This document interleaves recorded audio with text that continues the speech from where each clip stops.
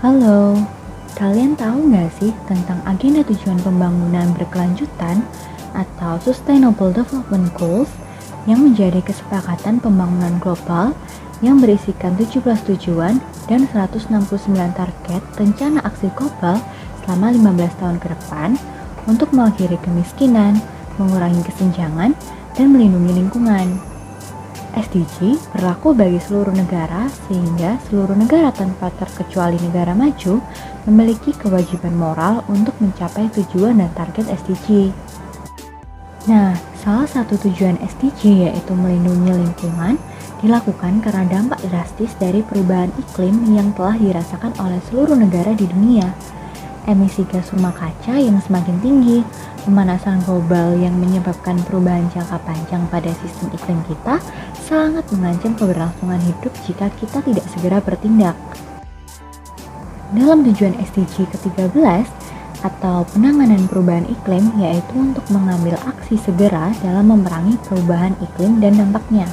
Targetnya yaitu pertama, menguatkan daya tahan dan kapasitas dalam beradaptasi terhadap bahaya yang berkaitan dengan iklim dan bencana alam di semua negara. Kedua, mengintegrasikan ukuran-ukuran perubahan iklim ke dalam kebijakan, strategi, dan perencanaan nasional. Ketiga, memperbaiki pendidikan, penyadaran, dan juga kapasitas baik manusia maupun institusi terhadap mitigasi perubahan iklim, adaptasi, pengurangan dampak, dan peringatan dini. Saat ini di Indonesia sendiri, khususnya di beberapa kota atau perkotaan, perkembangan penduduk telah meningkat sangat pesat. Perkembangan tersebut karena wilayah perkotaan merupakan wilayah dengan jumlah penduduk yang padat dan sebagai pusat dari aktivitas manusia yang kemudian berakibat pula pada area di perkotaan lebih banyak didominasi oleh lahan dengan bangunan-bangunan. Surabaya adalah kota terbesar kedua di Indonesia dengan jumlah penduduk terbesar. Pertumbuhan penduduk di Surabaya setiap tahunnya mengalami peningkatan. Semakin meningkatnya jumlah dan aktivitas yang dilakukan oleh penduduk, maka berakibat pula pada semakin banyaknya daerah atau lahan terbangun yang ada di kota Surabaya untuk memenuhi kebutuhan mereka, yang kemudian akan mengarah pada masalah baru seperti polusi lingkungan dan bencana seperti banjir dan kekeringan. Pemerintah kota Surabaya sedang mencoba menerapkan konsep kota hijau atau Green City.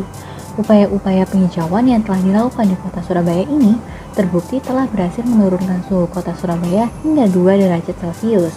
Kita juga bisa loh ikut berkontribusi dalam mengatasi perubahan iklim yang terjadi ini dengan cara yang cukup mudah untuk dilakukan. Bagaimana sih caranya? Yap, menanam tanaman atau menyediakan lahan hijau di rumah. Tidak perlu terlalu jauh untuk memberikan kontribusi pada dunia. Dengan memberikan kontribusi di sekitar lingkungan terdekat kita, itu juga bisa sangat membantu loh. Kalian tahu nggak sih apa manfaat yang dapat diberikan oleh satu pot tanaman untuk lingkungan sekitar?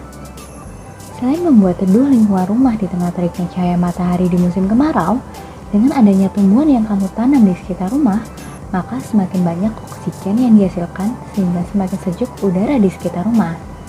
Melalui proses fotosintesis, tumbuhan dapat mengubah karbon dioksida di lingkungan sekitar menjadi oksigen dan membuat udara yang kita hirup menjadi lebih segar dan bersih.